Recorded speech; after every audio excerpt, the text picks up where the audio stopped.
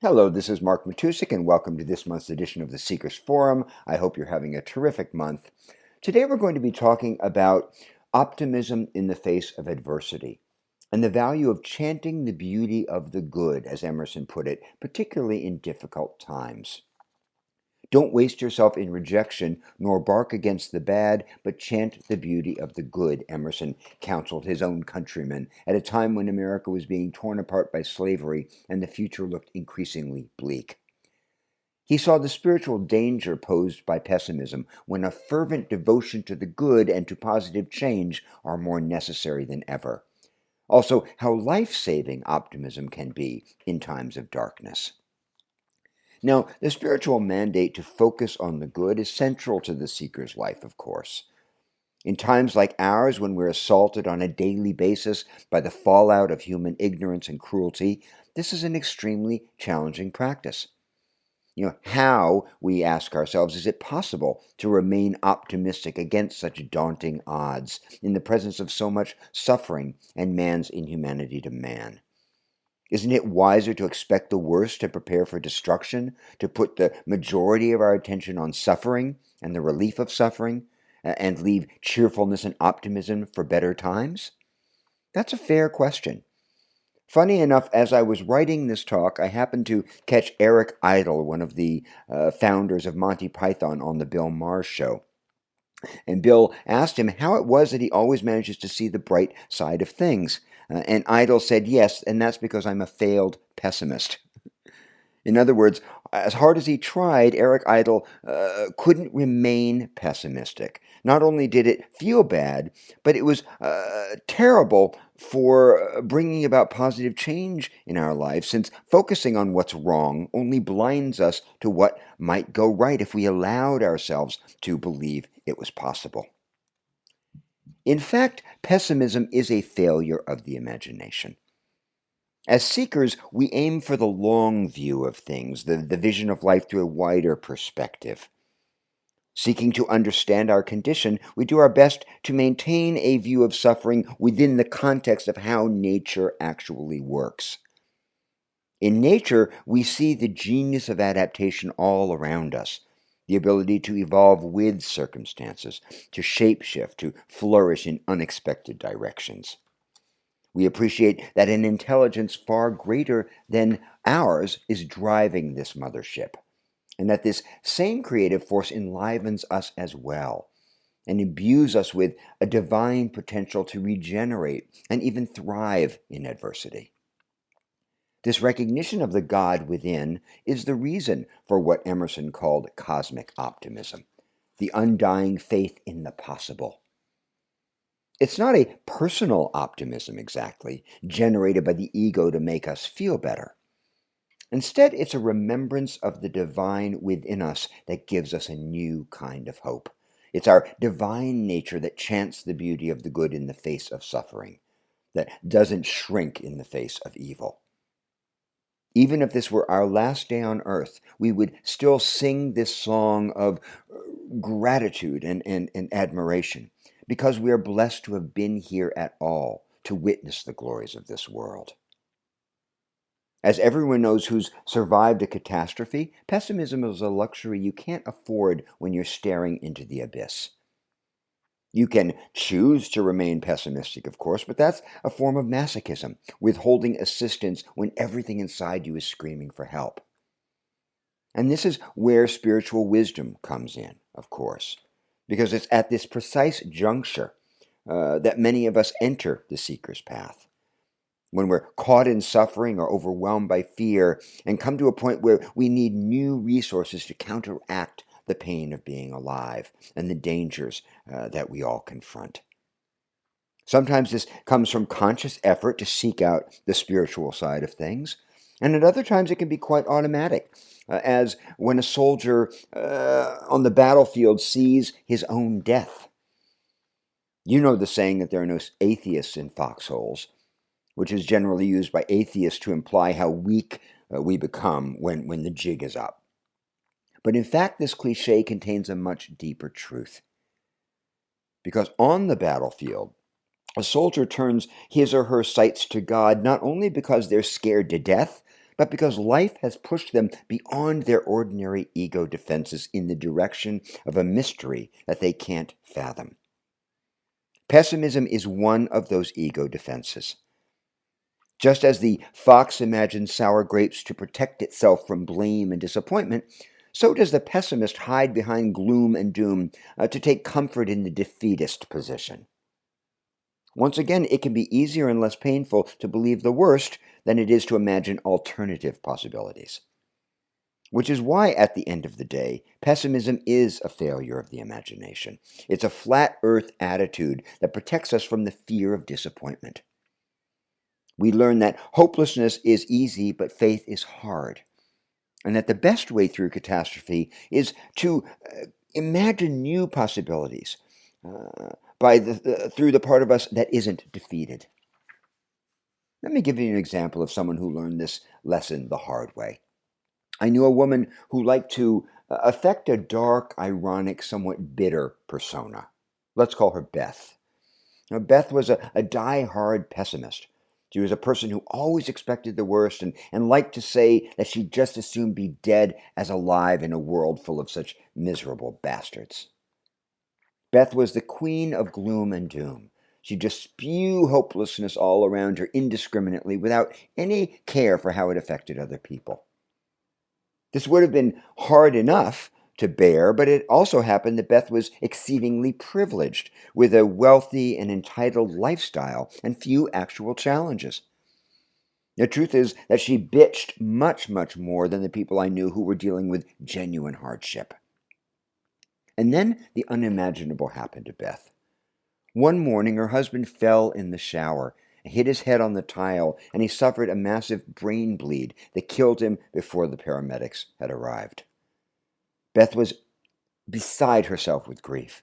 She was devastated to lose the love of her life, and she mourned him intensely after his death. How could she have been so hard-hearted, she wondered.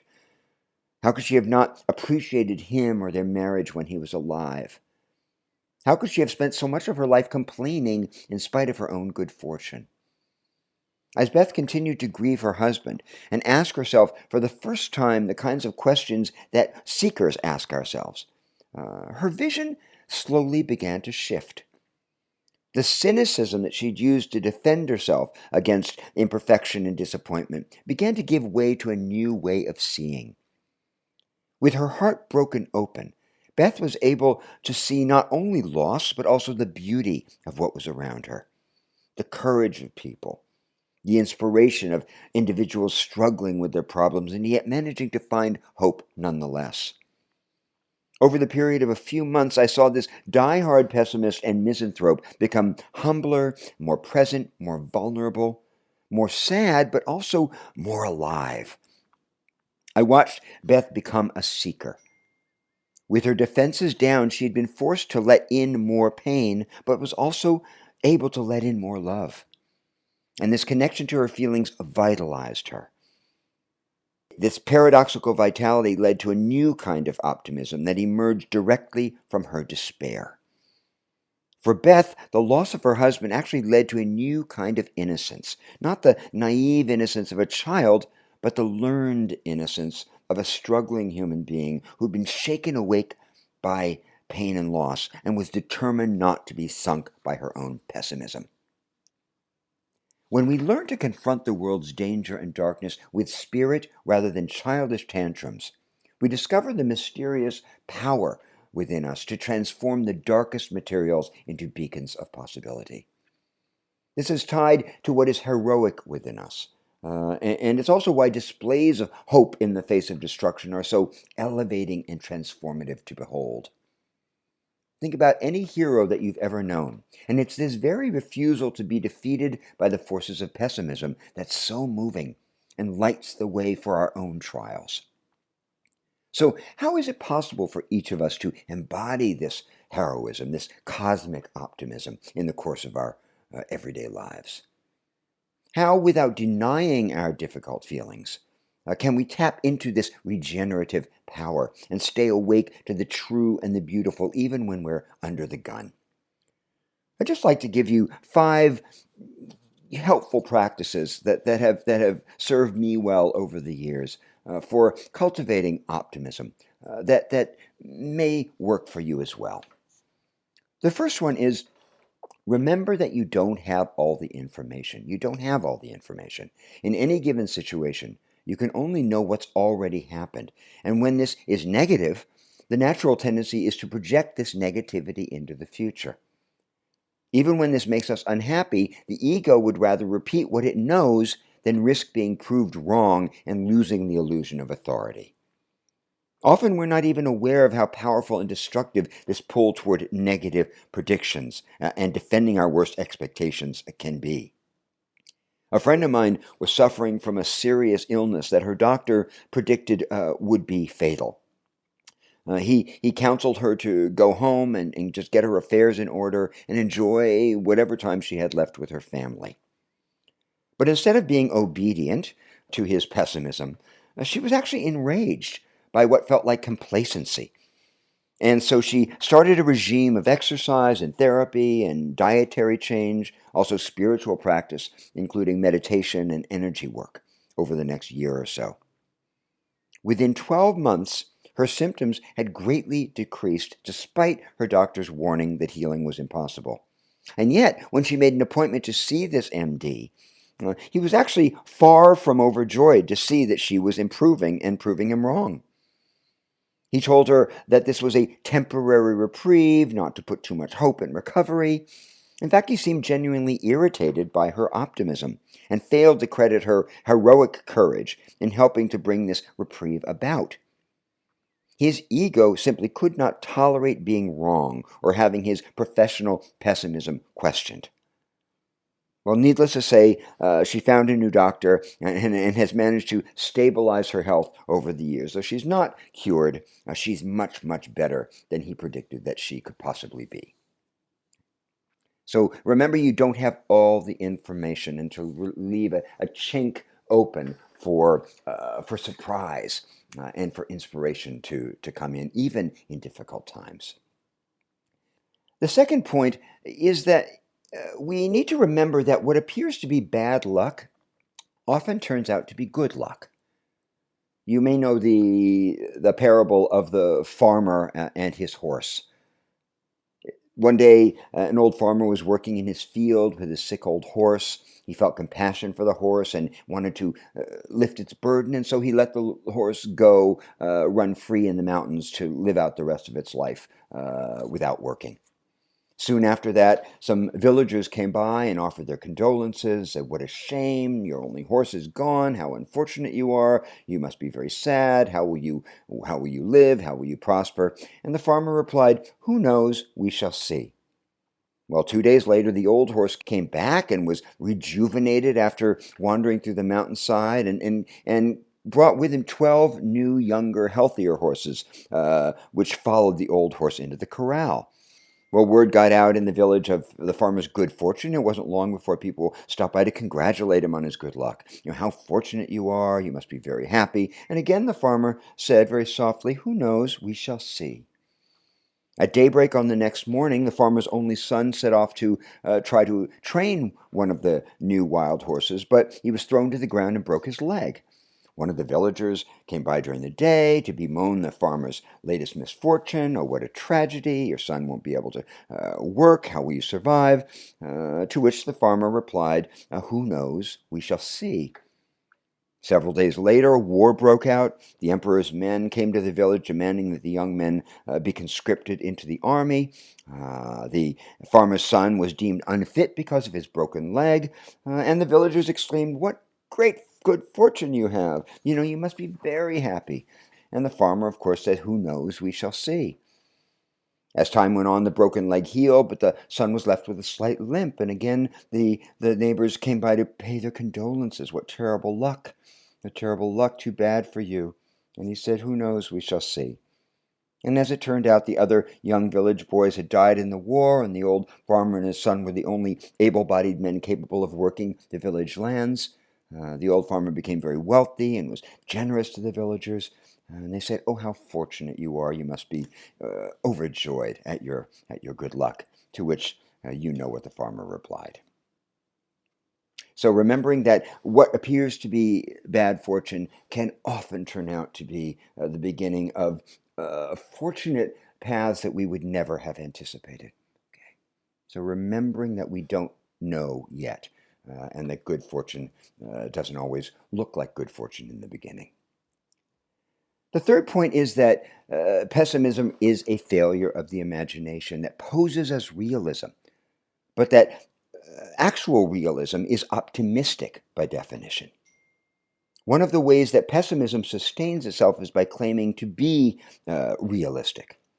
Looking at the bad things in the world, the dangers of being alive, the fact that all things are impermanent, makes it easy to assume that the world is what it appears to be through a glass darkly. But this is a reductive illusion, because when we focus on darkness, we find darkness. When we focus on loss, we see all things as lost. When we look out at the world as imperfect and a disappointment to our ideals, we expect disillusionment and deflation and destruction.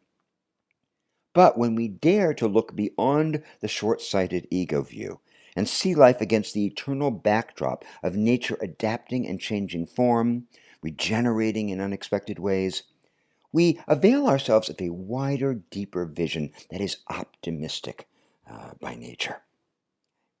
But when we dare to look beyond the short-sighted ego view and see life against the eternal backdrop of nature adapting and changing form and regenerating in unexpected ways, we avail ourselves of a wider, deeper vision that is optimistic by definition. The fourth point in this same vein is to remember that what you focus on increases.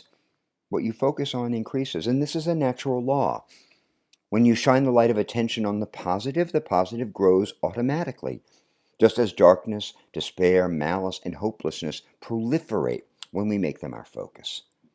This is the meaning of self-fulfilling prophecy, and we manifest what we believe even when we don't mean to. This isn't to say that we should deny our true feelings out of some New Age fear of manifestation, think positive thoughts or else. That's just pessimism masquerading as mysticism. Instead, recognize the truth of your negative feelings and become mindful not to give them the run of the house.